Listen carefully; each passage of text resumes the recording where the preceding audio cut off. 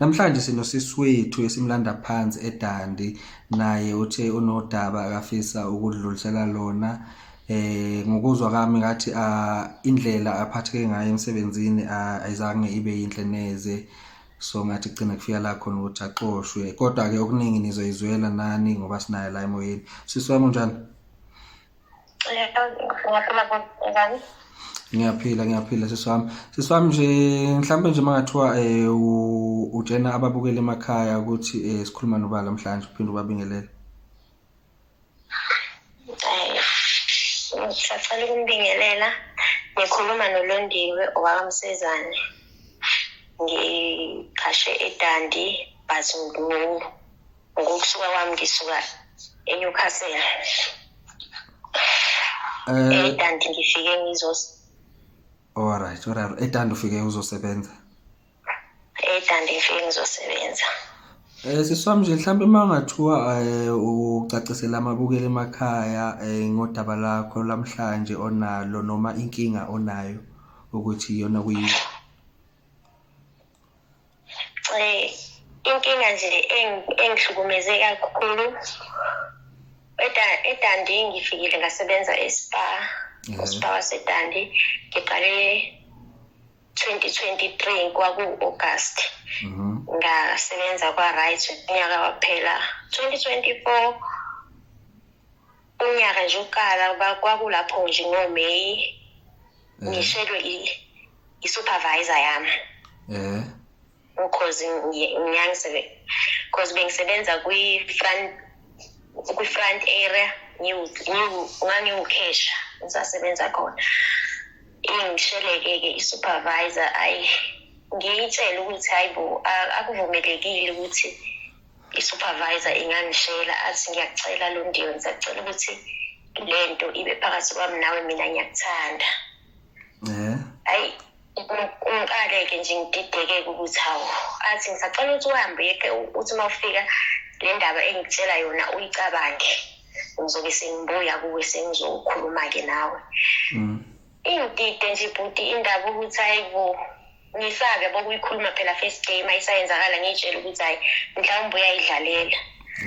Uphele nje u3 days to 4 days angibize-ke. Londiwe ngicela ungifakela ithili, ngicela ihlo sign uze kimi elokhu nje edeskini. Ngihambe ngekuye mayefika angibuze ukuthi uyicabangile into ebesikhuluma ngayo. Awu ngimbuze mina ngithi awu kanti ubu-serious yini? Athi ya mina bengi-serious, ngiyakuthanda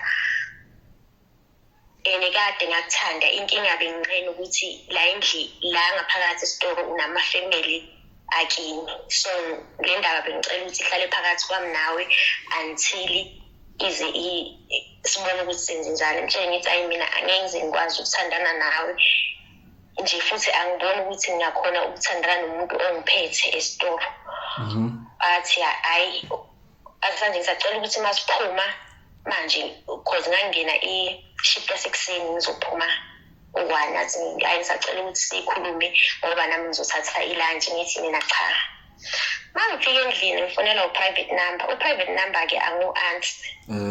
Uyangifonela i-private number, mangifonela ngingayi-answer. Mangifika emsebenzini ekuseni athi why ungawaphikha ama-calls ami.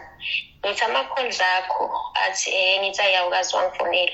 Ukungifonela ngani? Athi bengifonela ngo-private number. Ngithi hayi private number ngu-anti mina.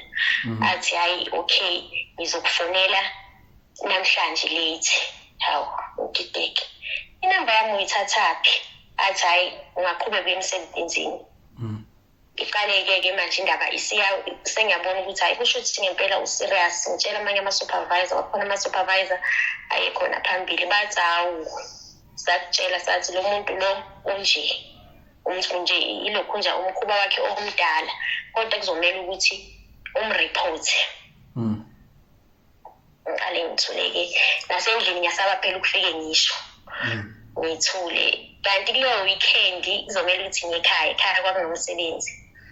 Ngimcela ngokhozi umuntu okhanda ama-roster emsebenzini. Ngimcela ngithi ngisacela i-weekend off ngoba ngidinga ukuya ekhaya kunomsebenzi oyoyenzeka. Athi kimi hayi sizokhuluma ngoLwesithathu.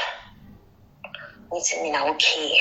Iphuma Easter Sunday ngihambe ngiye kuye ngolesithathu kwase ngo-7 because ngangena ishift yaselimini ngizophuma ebusuku ngihambe kuye ngifike ngimcele ngisacela ungakhohlwa ukuthi uma usukhanda i-roster unginikeze i-weekend off athi hayi Londiwe indaba yakhe ye-weekend off ngizoyicabanga uma usufike kimi endlini ngifike kuwe endlini athi ngithi mina angazi endlini yakho ngenzani futhi endlini yakho athi ma ufika kimi endlini ngizobe sengidecide ukuthi uyayithola i-weekend off noma uyitholi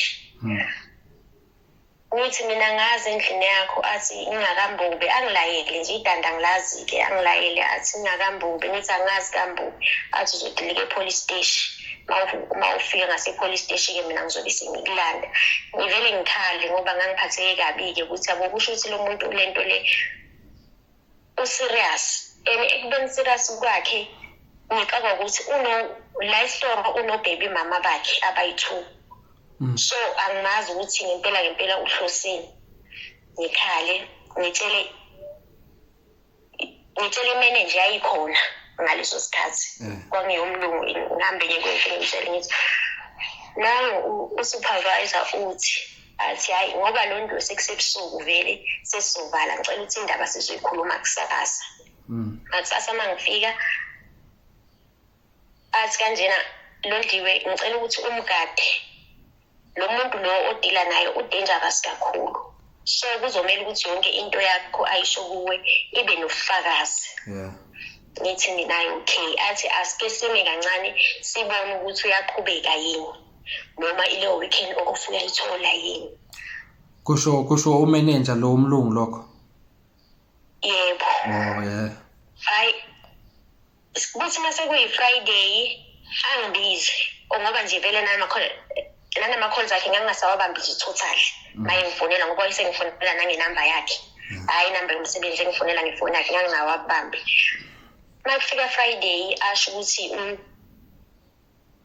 ngike ngatshela ulokhunja umuntu yini ngale ndaba ngithi mina akekho umuntu engike ngamtshela athi hayi ngiyabona ngazathi kunama-rumors la endlini so ngoba ngangicelile ukuthi ngicela le nto ibe phakathi kwami nawe ngicela ukuthi ibe phakathi kwami nawe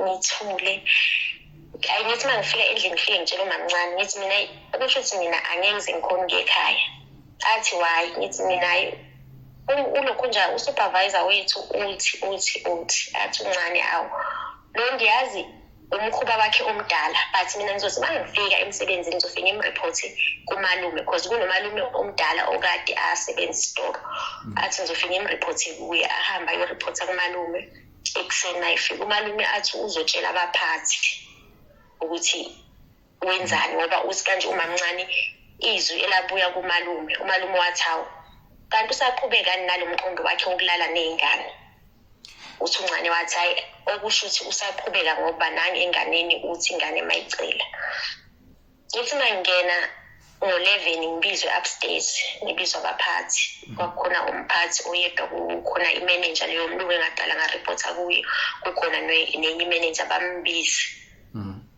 uma bembiza-ke umphathi angibuza ukuthi uqale nini bese ngiyamtshela ngithi hayi uqale nje ngoMeyi kanje lento yakhe but bengingayinaki ngoba bengitshela ukuthi uyayidlalela nje bekumuntu onganaki wareportela uba ngithi kanje hayi ama-supervisor yazi lawa esinokusala nawo ngihlale ngiwareportela ukuthi nangu-8 namhlanje ithi kanje ilokhunja imanager akusiza ngani pho lawo ma-supervisor ngithi mina awakaze enza lutho athi pho manje-ke ungasho ukuthi wareportela abantu bejike bengakusizi ngalutho bambuze ukuthi uyayenzani lento ulokhunja uLondiwe athi uyayenza athi hayi mina ngangimdlalisa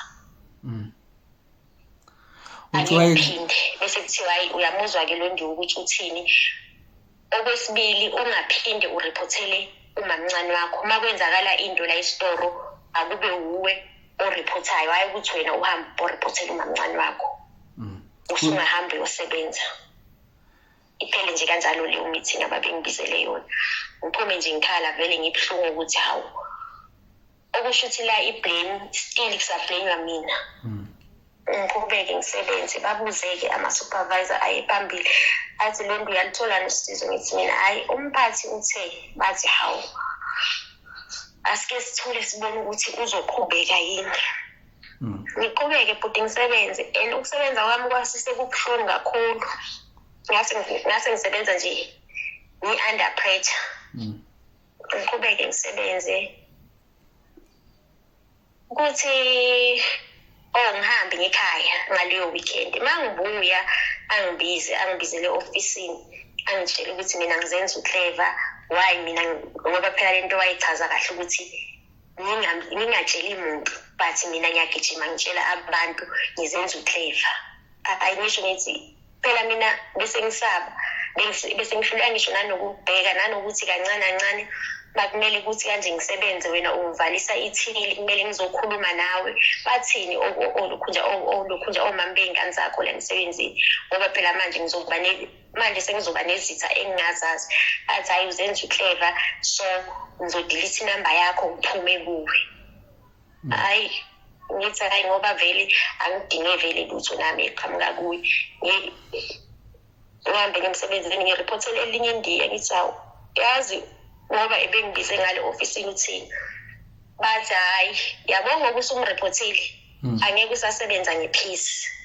Ukuthi mina bengithi mangingena since ngimriphothile ehlale la emva kwami ugade iphutha ukuthi once ngenza iphutha ufuna ukusizakala ngalo.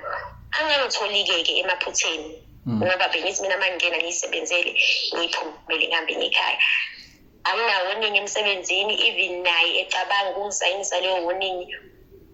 Wayebona ukuthi lo muntu angimtholi ngephutha sidalo, but nje manje etholethi uyacomplaina, mina ngiyakaningi etholethi. Ngizothi nje mangibuya kuthiwa ayike lo nto ubaba wakho usethe wathi nje ngitshelwa ama-supervisor bathi hlala phansi ungayi etholethi ngoba phela uyakhuluma. Ngithi hawu sengizohlala manje ngingayi nasetholethi ebese gada yonke into yami engiyenza. Kuthi kuzoba yini ngoba vele ngangingasaceli-ke ukuya ukuthi ngisacela ama-weekend off makuthiwe khanga something. Ayikhande i-roster kwakuyi-14 February zadisiye. Maye ikhanda i-roster angikho nge-off. Mangibuya ngomgqibelo ngithi hayi ngizomcela ukuthi ngizocela ukuswiper i-off njengenjwayelo cause wonke umuntu mayedinga mhlawumbe udinga lelo suku lolo sinokucela ko-supervisor bavuma. Afike late ngo-1 mina sengiphumile ngomgqibelo. Ngesonto ekuseni ngithi mangingena ngo-6 ngiye kwi-manager le enye abambisene nayo. Ngifike ngisho ukuthi yazi bengithi ngidinga iSunday. Athi kanje hawu ngizwile kuthiwa uma wakho uyalotsholwa. Ngitshelwa yile manager ngithi mina yebo ngidinga iSunday but ngi-off Monday. Kodwa bese ngikhulumile nomama uSinondi wathi hayi akunankinga sizoshintsha. Sikhuluma nemanager, imanager ikhona ithathe ilokhunjana i-roster-ke bese siyashintsha. Okusho ukuthi mina Monday sekumele ngingene, umama uSinondi uzo-offer ngoba mina ngidinga isonto. Ngingene Monday, ngathi mangingena Monday hayi angibuza ukuthi ngifunani emsebenzini. Ngimchazele ngithi hayi ngicelile kushali ukuthi ngidinga isonto sase siyaswiper. Athi wena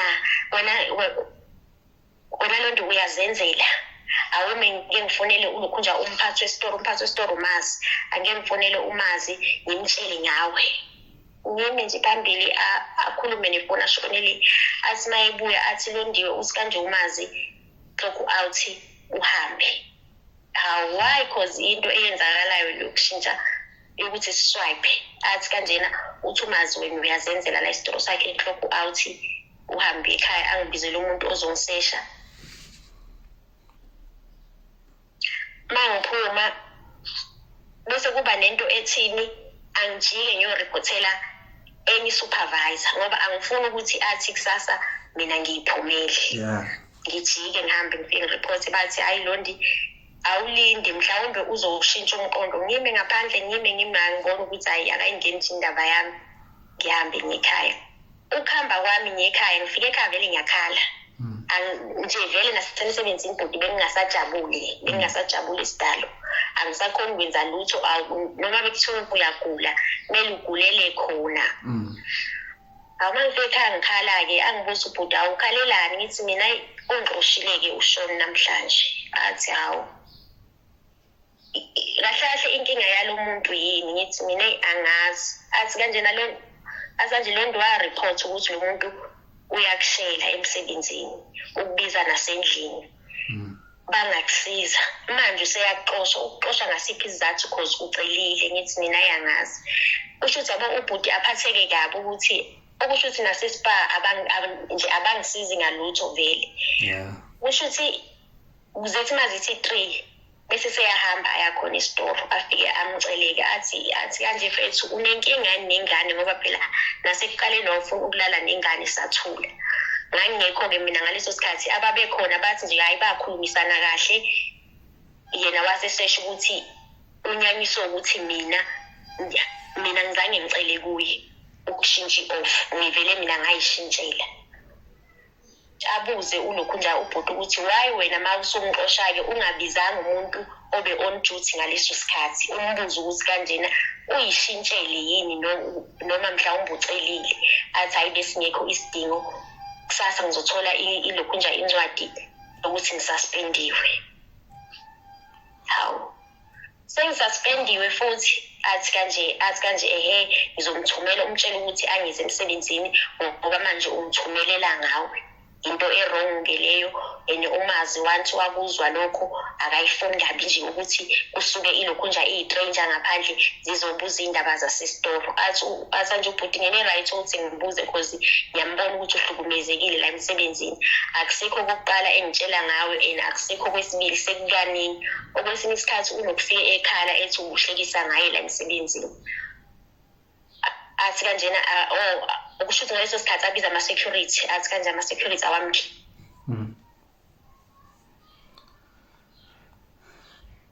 Hello sis. Mangifika angitshela ukuthi hayi lonto uthe mazi ungize emsebenzini uzozuza hearing. I-hearing le ngoba suspendiwe ukuthi ususpendule kahle kahle mabesho ngoba phela ubuswayiphile nomuntu obezongena Monday yena wangena Sunday wena wasungena Monday. Kahle kahle yini into abakususpendile yona? Angazi-ke but bese ngithi mina ngisacela incwadi yokuthi uyangisaspenda isho ukuthi ungisuspendileni. Athi kanjena hayi uthe umazi uzoyibhala Friday but ngaleso sikhathi lesibili wathi hayi uthe umazi uzokunika Friday. Ngithi mina uzonginika Friday kanjani? Athi kanjena angazi kodwa uye-ke umazi uthe kanje ukususpendile usuza hearing. Hayi ngiphume ngihambe-ke nje ngititekile. Mangiphuma bese kuba nento ethi angihambe ngika-CCMA ngiyobuza ukuthi kuke kwenzeke yini ukuthi kuthiwa ususpendiwe but ungazi ukuthi ususpendiwe nanomuntu okususpendayo ukutshela ngomunye umuntu ongekho esitoro. Afika athi usisi ka-CCMA awukwazi because uzothi kusasa u-abskondile umuntu oyiphumelile ngaphandle kwemvumo ujike ubuyele emsebenzini uyocela incwadi. Mangifika kuthiwa hayi uselantshini ngihambe ngekhaya. Mangihamba ngekhaya mangibuya ngakusasa sengizoyicela-ke vele incwadi vele angisazile-ke emsebenzini ngizocela incwadi. Athi mina ngimkhozela idrama ngizobukisa ngaye angithi uyangitshela ukuthi umazi uthi kanje umazi uzongisendela uzothumela udriver ayilethe leyo ncwadi Friday. Bese ngiyambuza Shona ngisuspendwe umazi noma ngisuspendwa uwe? Athi kanjena asanje ususpendwa umazi. Ngithi hayi okay ngiphume ngihambe ngaleyo Friday-ke bafone-ke bathi angizolanda incwadi. Ngihambe ngiyolanda incwadi mayifika ithi mina ngithumele umuntu ukuthi azomhlasela esitoro ama-charges engangibekwe wona. Mina ngilokhu njile angikwazi ukukhuluma nama-customer ngidelela ama-customer ngishawutha o-supervisor so isitoro asisangithembi. ukuthi ngaba ingxenye yomuntu ozosebenza nabo nanokuthi ngakhona ukusebenza ngaphansi kwekhampani abasangithembi nje totally. Hawu uma ngithatha ilokhu nje incwadi umuntu wayenginikeza abuze athi Londi ngoba asizazi zonke lezi zinto okuthuba uyazenza uqhamukaphi lokho bese ngiyamtshela ngithi mina kahle kusho ukuthi indaba iqala le ekuqaleni ukuthi njengoba ngangilibele ngireporta ngithi uShona wenza ukuthi kimi mhlawumbe usebuyisa lokho vele kwakhona umunye usisi naye wayesebenza khona emsebenzini washo ukuthi hayi yabo Londi ngoba usumreportile kahle nje ususendleleni uzokucingela indlela yokuthi uphume. Ngiyithathe-ke incwadi mangifika ku-hearing but kwakuyi-24 kaFebruary. Mangifika ku-hearing kunommeli wakhona esipake kunomphathi uMazi yena bangambizi yena umuntu kahle umuntu owangixosha. Angibuze ummeli wasespa athi wonke lama charges ala uyawavuma yini uguilty kuwo noma ukho guilty nithi angikho guilty athi kanjani ngoba kusuke ubrother wakho wazohlasela uShona la isitoro nithi mina akusona umuntu onodlame futhi mayeza la mina akangitshelanga angizange ngimthume kusho ukuthi nayo indlela ebephatheke kabi ngayo but ukumthuma angimthumanga bese ngithi mina mawukube mhlawumbe bebesele njengoba wena ishane usho uthi bekunomsindo la isitoro ngisacela ukubona i-footage because mina abantu abangitshela bathi ngizobe nginganamsindo esitoro athi kanjena hayi i-footage ayiphumi nje ilokhu njana i-footage bese ngithi mina okay bese ngithi mina mayethi kanjena wayizomhlasela wayethini athi kanje asazi bese athi kanje ulokhunjana umphathi akabizi uShoni ukuthi azoba phela yiyo ilokhunjana i-witness ukuthi uye angithi umuntu owahlaselwa esitolo. Mayefika-ke bafike bambuza ukuthi kanjena ubrother wakho ufike wakwenzani wathi kanjena hayi ebenomsindo nje kodwa ebengitrekisha mayetrekisha utheni athi hayi angisi-understand isiZulu. Hawu awusi-understand isiZulu kodwa uthi ebetrekisha athi ngoba kwakhona umfana wayeseceleni osebenza eproduce wayelibele ethi no okusho ukuthi mhlawumbe-ke nami lapho engabona khona ukuthi lo muntu ebelwa. Ambuzo ishana ummeli athi awukwazi-ke ukuthi umuntu uyakutreknisha ekubeni ungamuzwa ukuthi uthini bese sebeyamkhipha ahambe kuthiwa mina ngizobuya kusasa ngizothatha isinqumo sokuthi bathini. Masifika-ke isinqumo sengizosithatha program ngakusasa ekuseni kuthiwa ngidismisiwe. Kuthiwa? Ngidismisiwe ngapha bathi bayangidismisa. Bathi ngidismisiwe izathu ngemisconduct nanokungathembakali esitoro. Ngiyakuzwa sisiwami so kwaba yileyo indlela leyo ukuthi bakukhiphe vele esitoro. Yebo kwaba yiyo. Okay ngisacela nje ngiyaxolisa nje kakhulu sisiwami ngalokho kwakuvelela bengisacela nje sibuyele emumva kancane mawukhuluma lana uveze indaba yokuthi mawukhona abantu obaxoxelayo ngalento le bathi hawu namanje usayiqhubha lento yakhe lokho ngicabanga ukuthi kubonisa ukuthi kusho ukuthi lo supervisor wakho uyijwayele lento le yokulala nabasebenzi. Mhlawumbe nje wena nje usesephakathi esitoro usasebenza khona ikhona yini ezinye igigaba noma ezinye igameko okwazizwa ukuthi uke wazenza yena usupervisor wakho?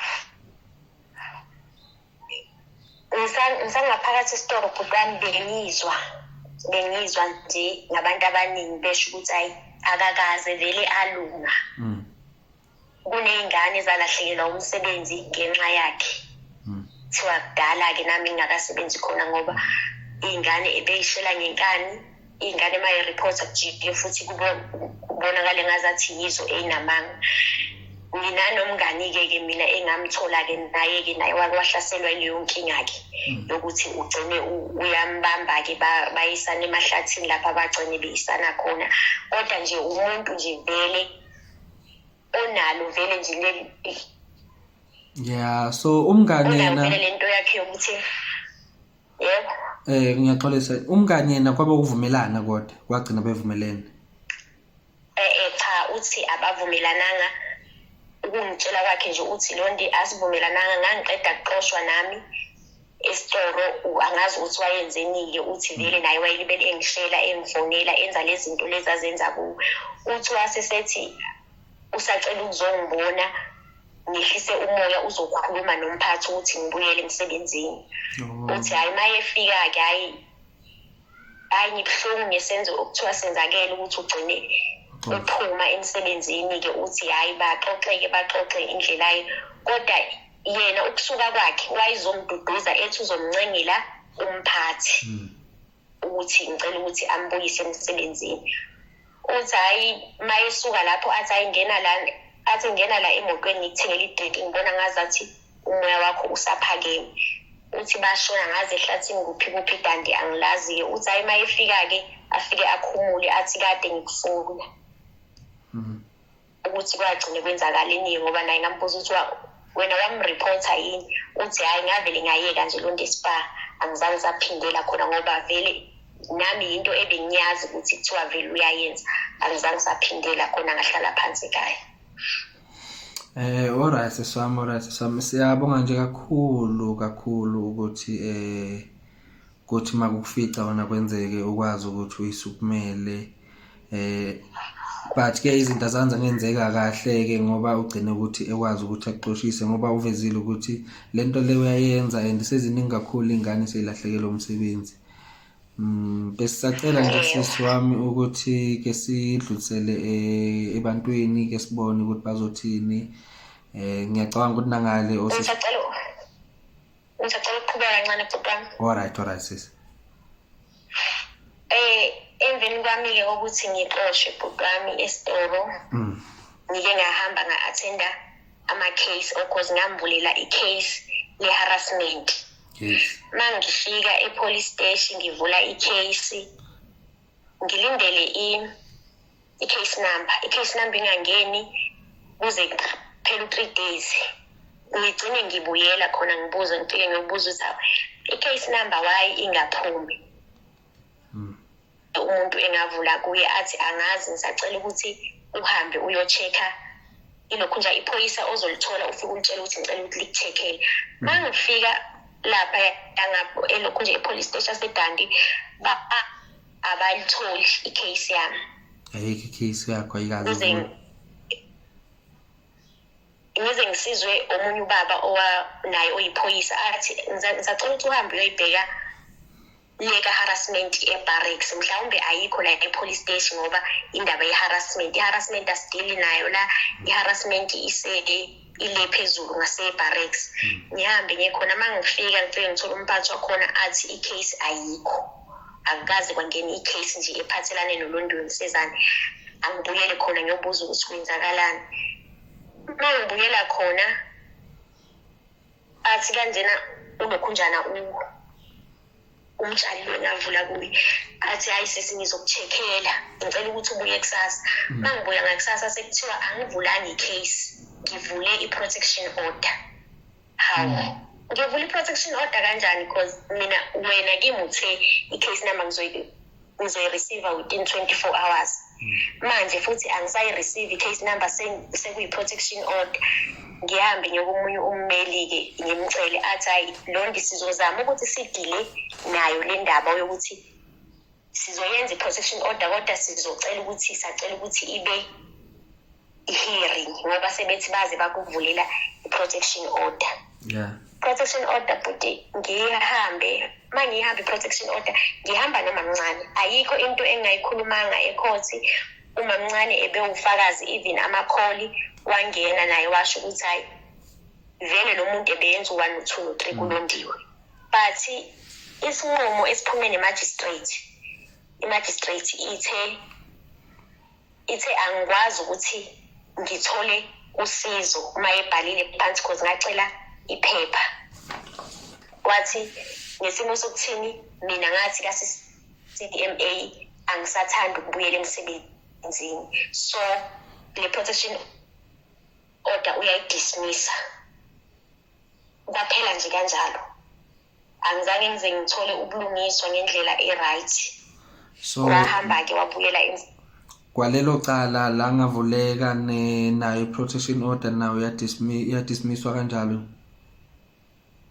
Yadismisswa nje nami bhuti lokho nje kungiphathe kabi kabuhlungu. U-right nje yena uyaqhubeka yena uyasebenza impilo yakhe i-right. Uthe mayisebuyelile-ke bhuti emsebenzini because emiswe abantu bekhosathu ukuthi awukwazi ukusebenza ekubeni usanecase okumele ukuthi ul-attende. Wabuyela emsebenzini mayisebuyela usezoxosha umamncane. Kumamncane wami uxoshiwe nje, xoshwe nini kuthanga. Umamncane lo bekalihlezi kusupport ehamba nawo wonke amakhesi. Yebo, kuthiwa utshontshe u-1.3 wayeka ilokhunja icustomer laphuma nempahla esitoro. Waliyeka kanjani? Waxoshwa-ke kuthiwa waliyeka. Mayebuza ukuthi ngaliyeka kanjani because mashaya iy'mpahla la ethilini iskrini siyabhala. Ubani lo supervisor owafika wazokhansela icustomer maseliphume lingakhokhanga abamkhiphi.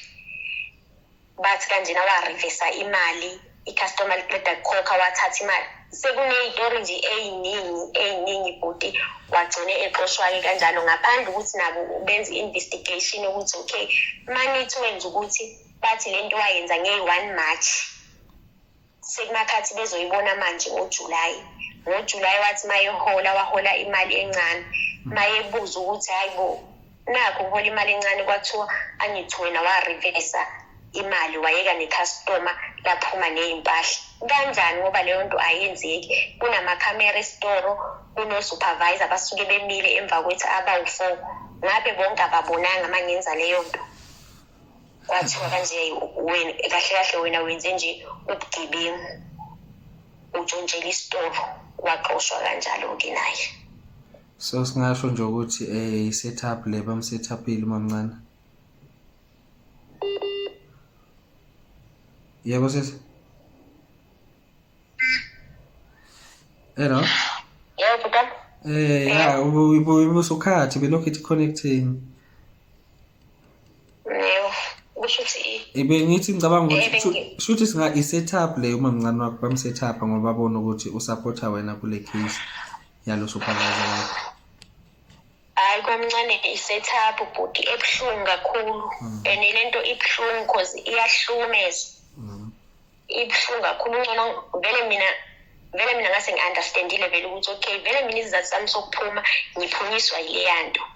Yena-ke usenzeni ukuthi sengaze alahlekelwe umsebenzi.